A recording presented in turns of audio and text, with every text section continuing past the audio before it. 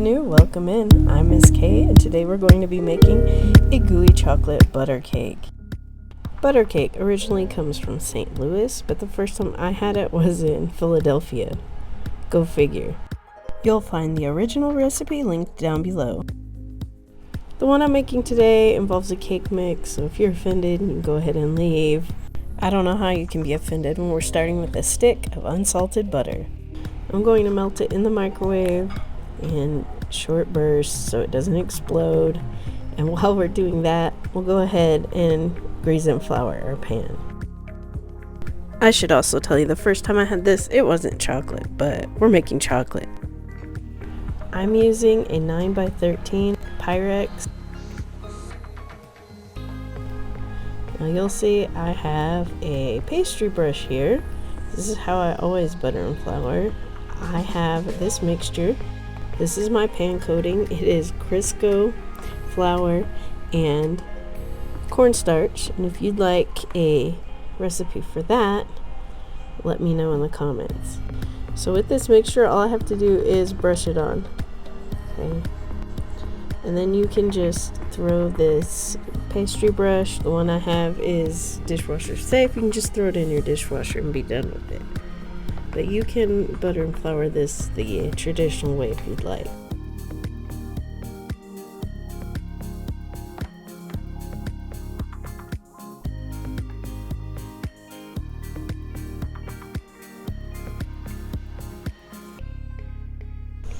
There you go, a nice even coating, and I don't have to guess if something was covered correctly.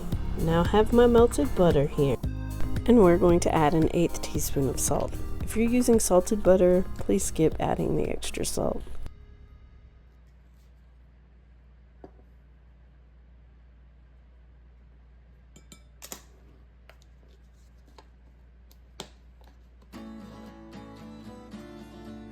Next, we need a dark chocolate or chocolate fudge cake mix. This is the standard size, the 15 1/4 ounce one. Use whatever brand you like, and we're just going to dump this into the butter.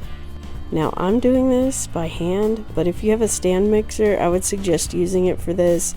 You'll see when we mix it up, it gets really thick really fast. So use a stand mixer or get ready for a workout. Next, we'll add a teaspoon of vanilla extract and 2 eggs. No shells, please.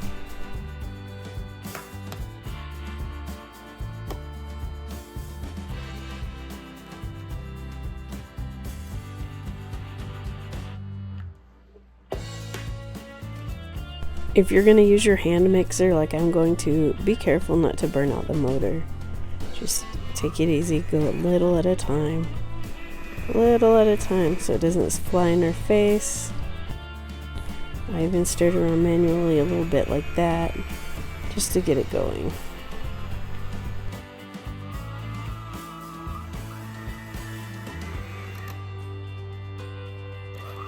You can see it start to climb up my paddles. Just stop it and don't let it get up into your motor. Just scrape it off.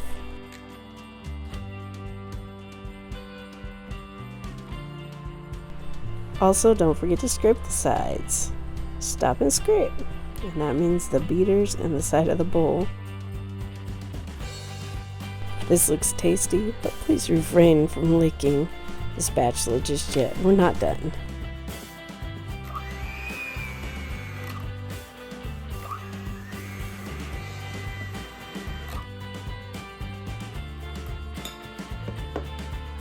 Once this is fully incorporated, we're going to scrape this down.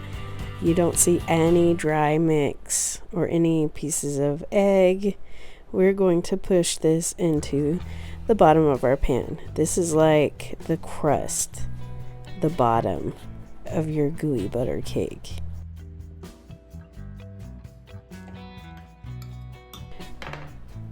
I'm just going to move it around with the spatula to make sure there's nothing on the bottom that's not mixed in. But be careful, don't break your rubber spatula on this. It's super thick.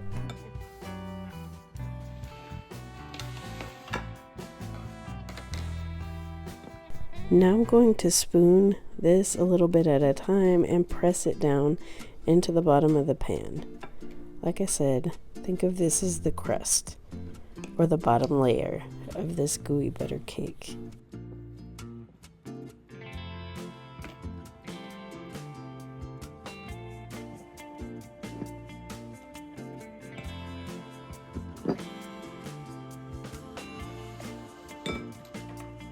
Now I have an offset spatula, and I am just going to go through and smooth this out.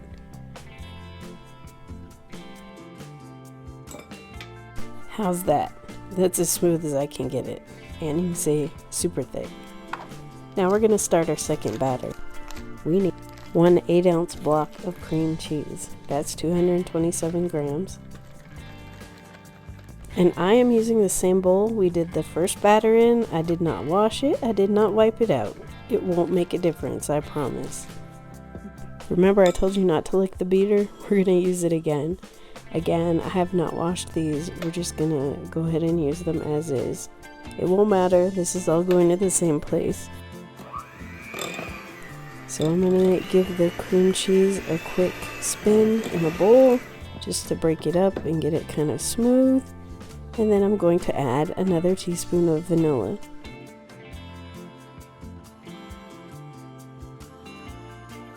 We'll give that another quick stir before we add 2 eggs and our cocoa powder.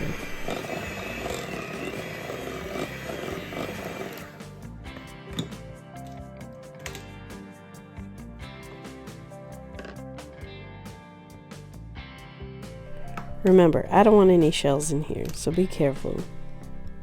Maybe you should crack these into a bowl before you put them in. And if you feel so inclined, you can stir them in one at a time to make sure you get a smooth mix. I would especially recommend that if you're doing this by hand and not with a machine.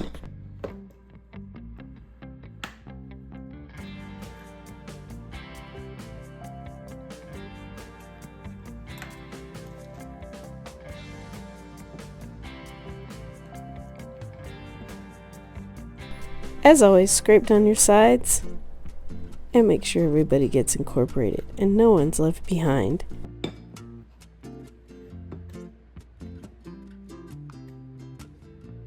Next, we're going to add in 5 tablespoons of unsweetened cocoa powder. You can use natural or Dutch or a blend of the two. I am weighing mine, and you can most certainly do that.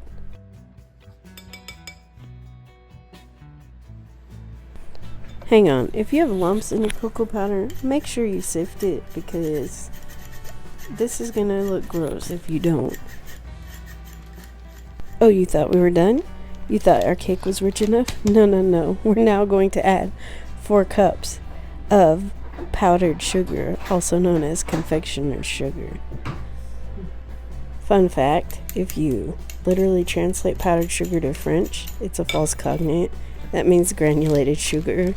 Sucre en poudre. This is sucre glace. And this I would also recommend sifting if you have lumps in it. And then we're just going to stir this together until we get a nice homogeneous mix. If you're doing this by hand like I am, I suggest adding the sugar a little bit at a time so that you can get a nice homogeneous mix.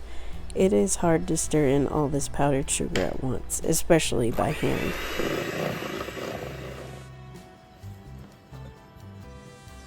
And even with that hand mixer, you might just get it in your face.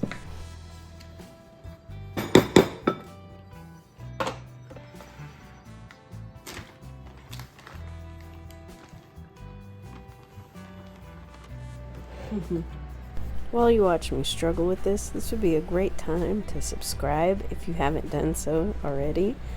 And please like this video so I can make more of them like this for you. And yeah, just add this powdered sugar a little bit at a time.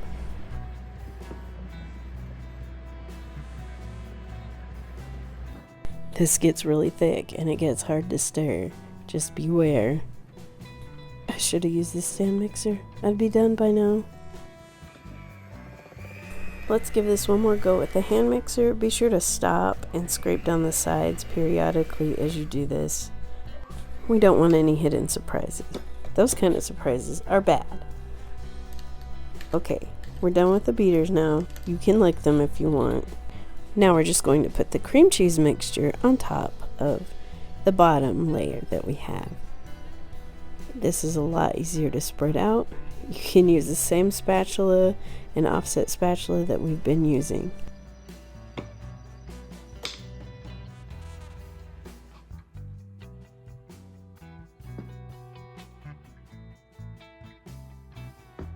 Use your rubber spatula to clean out the bowl, and then use your offset spatula to clean off that spatula and spread it all out. You need a lot of spatulas.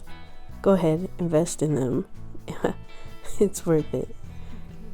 Just get this as even as you can. If you don't have the offset spatula, you can use a spoon, the back of it, or your rubber spatula. Use the tools you've got.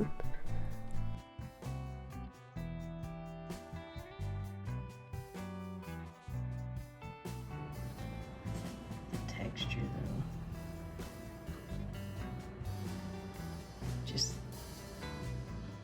We are going to bake this at 350 degrees Fahrenheit, 180 degrees Celsius for about 30 to 45 minutes. Here is our final product.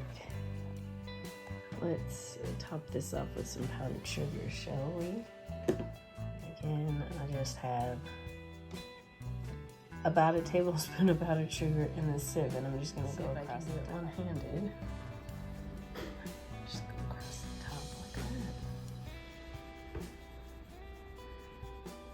Okay, I've covered the whole top and there's still sugar left, so you don't need quite that much. I mean, you can keep going if you want. It'll melt down into it because there's not enough sugar in this cake, right? Let's cut a piece, shall we?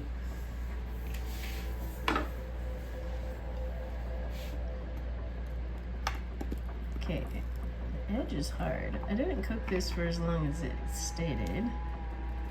So it said I think 45 minutes, and it took mine about 30. But it was cooked until the center, till a toothpick came out of the center clean. So let's see if we can't get a piece out. There we go. It definitely is gooey. That is like the best piece I could show you, huh?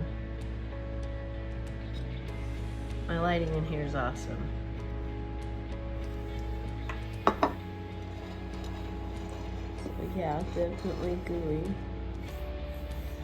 Let's give it a take. Ready for sugar-ish.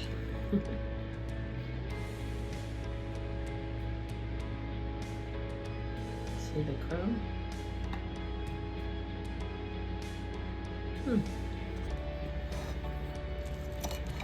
Just try some of this crispy edge.